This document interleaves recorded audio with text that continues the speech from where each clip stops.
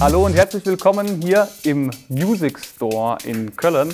Ich bin der Christopher von Arturia und zeige euch hier den Drumbrute analogen Drum Synthesizer mit 17 Einzelinstrumenten.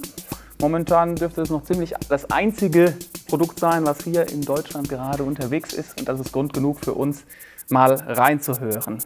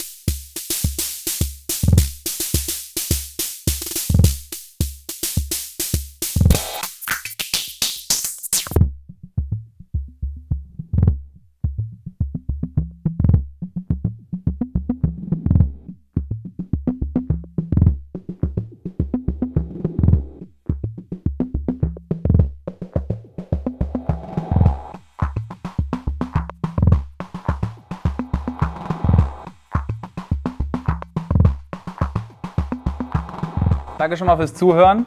Wenn ihr weiteres erfahren wollt zu den mannigfaltigen Features des Drumbrute mit seinem Output-Filter, den Pattern-Effekten, den Einzelausgängen, der ihn zu einem super Begleiter fürs Studio und für die Live-Performance macht, geht einfach auf www.musicstore.de. Da findet ihr alle Infos, weiterführende Links, ausführliche Texte, Bilder, Produktvideos und so weiter. Und jetzt schauen wir uns nochmal an, wie sich der Drumbrute in etwas schnelleren Tempi schlägt.